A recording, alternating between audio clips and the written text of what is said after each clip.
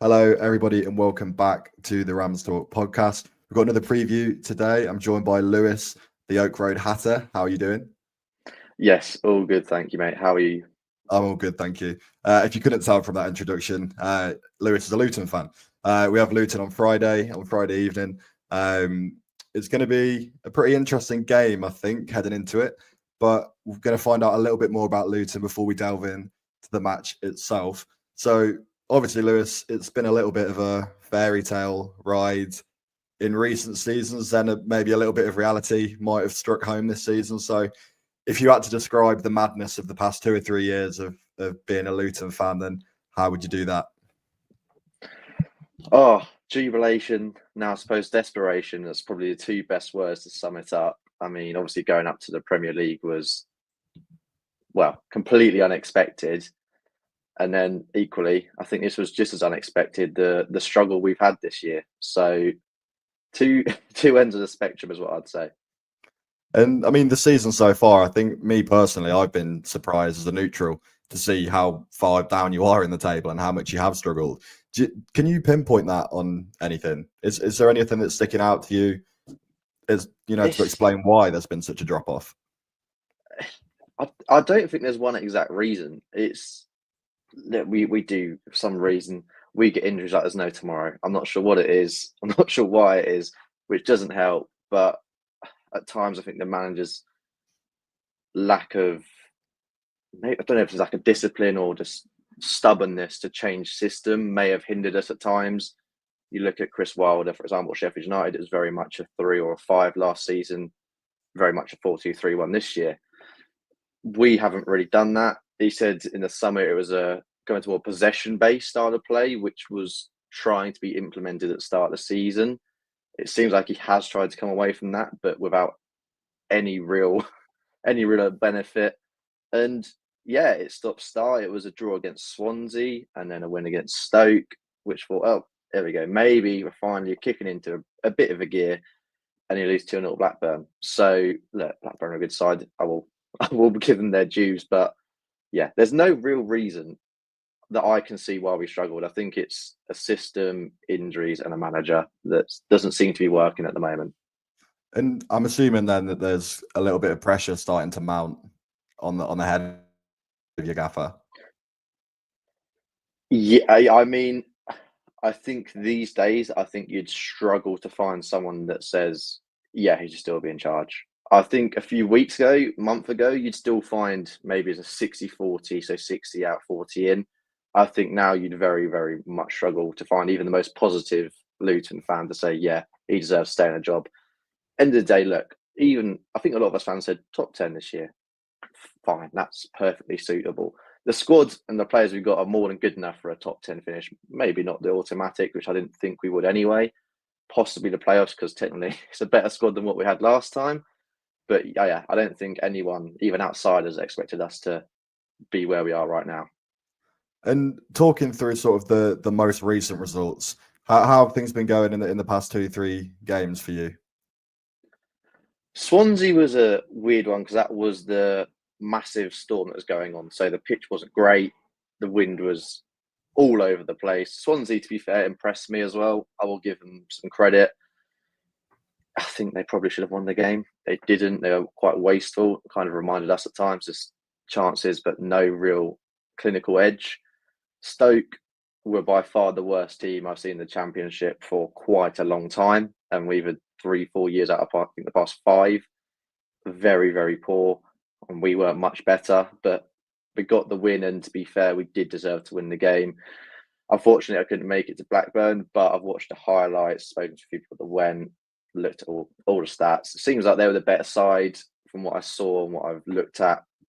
Didn't seem there's massive difference in quality, to be fair. But yeah, kind of back to our usual away form, which I think has now made it 7 defeats in a row, which compared to the season we went up, I think we had the best, if not the top 3 best away record in the league. So it's a bizarre one. I mean, normally at this sort of point, I'd ask about the previous fixture. Obviously, we've not come to that point of the season yet, and it's been a couple of years since Derby and Luton have faced off against each other. But are there any games at all that spring to mind against Derby that you remember particularly well, or is it a fixture that seems to evade you normally?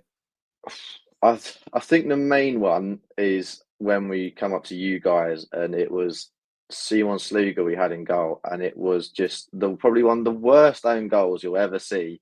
And I think there was 2 horrific defending mistakes, if I'm correct. So that one just sticks in my head because of the errors. I think we had a 3-2 at our place as well. That might have even been in lockdown, in all honesty. I think it might have been. The 3-2 win, I think I was there for that because Wayne Rooney scored for us, I believe. Yes, he did. Maybe it wasn't then. Yeah, I remember that 3-2 game, and yeah, that was a weird game as well. Yeah. But they're the 2 that stick out in the most recent memory. I guess we should probably talk about the present instead of looking at the past a little bit too much. Obviously, we face each other on Friday. We're 14th in the table. You're 19th. There's not a lot of points. I think 2 points we said separated the 2 teams. So we're in the Luton squad at the moment. You mentioned earlier there's players in there capable of top 10, maybe higher. Who specifically stands out for you as a sort of danger man, or a couple of players that Derby fans should be keeping an eye on? You're quite lucky in the regards that Alfie Doughty is out, because he is still and by far the best left back in this division. So the fact he's out is a very big positive for anyone that plays us between now and January. Carlton Morris and Elijah Adebayo, they haven't hit their best, but they are still 2 very capable strikers in this division. Mark McGuinness has been solid at the back. He had a bit of a rocky start after signing from Cardiff, but looking more solid. Kaminsky on his day can be the best keeper in the league with some of the saves he pulls off. Aside of that, there's not really too much. Tom Krause in the midfield as well from Germany. He's a very, very bright player, gets himself about the pitch. You'll make note of him. Honestly, outside of that, this year it's hard to pick out a few names. Ted and Mengi, who massively impressed last year, is out injured. Obviously, I know he played for you guys previously as well. And there's a lot of defensive injuries. So it's hard to say who will stand out because we still don't even know who's back. I had a quick look at the Luton squad before the record, and obviously noticed Ted and Mengi and how we had him on loan for a short spell a few years back, and I wasn't sure whether he was fit or not. But is he out for a while? Yeah, I believe he might not even be back before the end of the season. It was a knee injury sustained against Fulham last day of the year, last season, and it's a bit of an odd one. He was told to get surgery, but opted against it for some bizarre reason, and now has said basically you have to have the surgery, and he's going to miss the majority, if not all, the season now. So joyous. When he was obviously playing, so he signed for you last season, didn't he? His first season for you was in the Premier League. So what were his performances like? Because I think seeing him play week in, week out in the Premier League was strange, because only a couple of years before that, obviously, he was playing for Derby, and he wasn't he wasn't a starter for Derby. Obviously, he was a little bit younger, but obviously it's a shame he's out injured at the moment. But how has his time been at Luton? It's a really weird one. I think everyone expects him to sign as a backup, really, given his, like you say, his history. He never really played at the top level. Good academy, of course, at Man United, decent level in the Championship. So then he come in and just excelled. He was quick, he was strong, and just massively, massively impressed. There was, speaking of Bayer Leverkusen, looking at him January, Fulham, plenty of Premier League size, a broad size looking at him. And yeah, excellent. And then this year, mixed bag is what I'd say. Player of the game, some games, other games you're like, who is this bloke? He doesn't want to be here. So it's a tough one. I think on his day, he's one of the best, if not the best in the division at centre half. He's so quick and he's so strong. His reading of the game is also excellent. But yeah, wish him well. So another big miss. And I mean, obviously, we just spoke about the Luton squad, but moving over to the Derby squad, are there any players in particular from Derby squad that you're particularly aware of, or that you're a little bit naive maybe to face? It's a bit of a difficult one. I like Mendes Lang, but he's, from what I can tell, he's very hot and cold. I kind of judge him for his time at Cardiff as well, where he was there and he was okay. Erin Cashin, I like. I think he's a very good centre half. Again, he can be exploited a bit with the pace, quite similar to maybe Mark McGuinness. Nelson, I think someone who's got a lot of experience. Outside of that, obviously, you've got James Collins, who I'm sure will get a great reception. He's massively, massively loved by Luton fans. Evil Adams, I know, impressed you last year, but I've not seen much of Derby this year, to be fair. I saw him in the first game against Blackburn, and I thought he'd struggle after seeing that game. But Yeah, you've done well from what I can tell after that. I think got Osborne as well, who was at Sheffield United. I'm not sure how much he played for Sheffield United, but to be there, you got to be a half decent player. So yeah, I think the main one's Mendes Lang, after how impressive he was last year. I think, to be fair, from the roster of names, very impressive, by the way, that you just reeled off all those Derby players. The majority of those players are probably some of the standout players from my point of view, from a supporter's point of view this season. I think Mendes Lang, like you said, hot and cold. I think it's sort of a case of adjusting to a higher level again. He's 32, 33 years old and had 2 seasons in League One. Now he's back up into the Championship, and he's still got a little bit of that, creative flair. He is one of the more creative players in the team, but I think it's just getting back up to pace with the Championship after a couple of years in a lower division, and the amount of game time that he's actually had, because he goes and plays for Guatemala. Obviously, the time differences, so he'll come back from international duty and then play a couple of days later when he's jet lagged. And I think it probably caught up with him a little bit, to be fair, at the start of the season. But he had a pretty good game last time out, so hopefully he should be on form for Friday. And then, like you said, mention Cashin and Nelson as well. I think they've been the sort of pretty much a rock solid partnership, especially in League One. Cashin's come back up into the Championship and proved his worth there. He got a goal on last Friday. We've got 2 Friday games in a row. But yeah, I think, like we said before, a little bit before the recording, in terms of where we are in the league table and how there's not a lot to split between us and how tight the Championship actually is. And I think it's maybe, would you agree that it's maybe a little bit of a case for the two of us of getting back to grips with the Championship and how tight it is and how much every single point matters? Yeah, it's a weird one because we should be quite used to that, given our time. A lot of these players we have now were still with us in the Championship before, so they've got plenty of experience. And after last year, they should know you've got to fight for every point as much as you can. So that's why I come back to you and saying no one's really too sure what the issue is our end. Is it the manager? Is it the players? Is it the ethos? No one really knows. I think Derby, obviously, I've seen a few things saying Paul worn out. Again, I can't comment because I've not seen too many Derby games. But coming up from League One to be 14th, will be, like I said, points are tight, 14th in the table at this stage of season. I don't know how much more you can ask for. I'm very similar to when we went up. Anything outside the bottom 3, delighted with.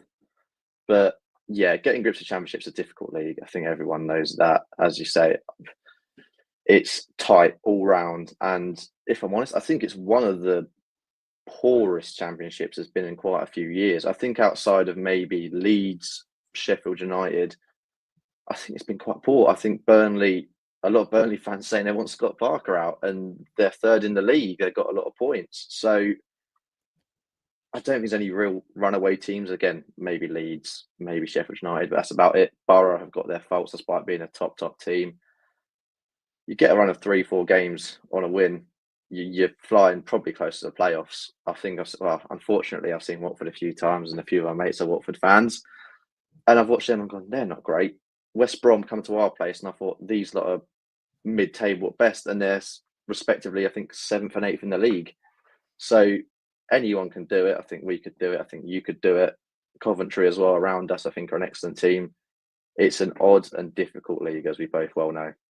Yeah, I mean, I think as well from your perspective, obviously coming back down into it, and from our perspective coming back up into the Championship, I've been quite surprised too at the standards, and I agree that it does seem to be quite a low quality Championship roster at the moment. I mean, the amount of teams that we've played that you leave knowing, even if you've lost or you draw in the game, thinking like, is that the level? Like, is that, and they're where in the table?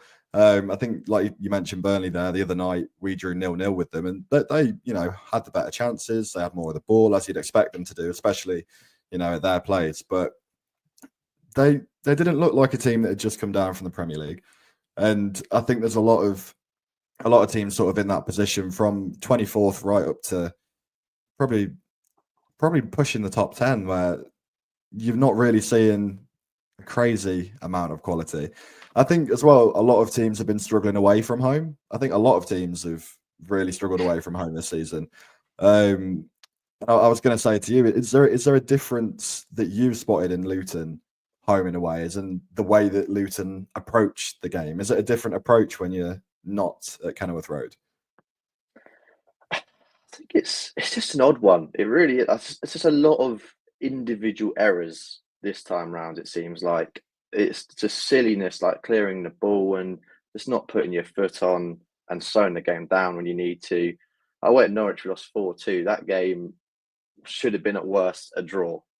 It's just so many individual errors, and I think that's why it's coming back onto the manager, where you're saying, well, you either must be setting us up wrong, or you're not instilling the confidence in the players, because a player can't make a mistake week in, week out and then retain his spot, but they are. So I don't think. I think in the Championship's home form is massive. I think we always see that. Away form obviously is just as important. You can get as many points away as you can at home, but in this league, home form, you've got the home crowds behind you. So especially some of these places like Stadium of Light, Ellen Road, very, very difficult places to go. So it's always going to be more difficult, but I think I'd like us to be a bit back to what we were. Nick the 1-0, sit in, hit them on the counter. I think, as you said, as we come down from the Premier League, it was more, you kind of expect to dominate games, and then maybe even home opposition are saying, well, we'll sit in a bit more and wait for them to do their stuff. Whereas before it's Luton, we'll attack them and we'll take this, rather than it's Luton, we'll sit in. It's a difficult one to fully put your finger on. And what would you say then is your sort of main weakness? If there was something that Derby were looking to exploit on Friday, what would you be most worried about us getting right?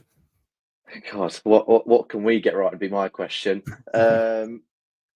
As I mentioned before, we have a lot of defensive injuries at the moment. We've got obviously Alfie Doughty out, then our supposed deputy, in Amari Bell, he is out at left, who's be our left wing back / left centre half. Tato Mengi's out, Reece Burke is out, Ruel Walters is out. Basically, we haven't got many defenders, is quite simply put. So test them. I think obviously the wing backs we play, they play quite high at times. Tahith Chong played left wing back, and Victor Moses played right wing back at the weekend. Tahith Chong is one you can definitely get at. He's very much a winger and not a fullback. So I'd look down that left side. A few players come in, Tom Holmes and Mark McGuinness are doing well. But we've got someone called Hashioka, who's a right wing back playing right centre half. And again, comes back to the fans saying, is there a stubbornness to not change system, as playing a right wing back at centre half, a right winger at left wing back, and a right midfielder at right wing back? They're the issues to exploit. Depending on how we set up, whether it's a 2 in the middle or a 3 in the middle, you could probably quite easily play for our midfield. We've seen that a few times this season. The past couple of games, it's been a 5-2-3, so been a bit easier to get it down the middle. Sometimes we play the 3 in the midfield. If Nakamba's in there, it will be a bit tougher because he's an excellent CDM. But yeah, I think down the wings, getting in behind, and at times you can also play through the middle, which sounds ridiculous to say, saying go down the wings and through the middle, because it's like saying, where can't you attack? Which basically is the correct answer. Where can't you attack? Well, I hope Paul Warne was listening to that. I mean, to be fair, we've covered quite a lot of bases there, but I think the most important thing is what the scoreline is going to be. Can I put you on the spot and grab a prediction from you for what you think the score could be on Friday? Yeah, and you're more than welcome to. I can guarantee it won't be right. I don't think I've got one right this season. These days are so difficult to guess. At home, we've been decent, and at teams around us, I think we beat Cardiff, we beat Stoke, we drew with Swansea. So I'm going to go, we nick it 2-1, just to err on the side of positivity, but very much wouldn't be surprised if it was a draw or you nicked the win, honestly. Any result, but I'm hoping for a win. I think I'm in a similar boat where I wouldn't be surprised at any result. My heart's set on maybe we nick it 2-1, so we've kind of copied each other a little bit there. But we need to improve our away form. I'm hoping that the draw away at Burnley, followed by the win against Portsmouth at home last weekend, has installed a little bit of faith, a little bit more hope in the team that they can rise a bit higher up the table. But I think it will definitely be a tight game. That's what I'm expecting. I'm expecting it to be pretty scrappy. I can't see either team battering the other.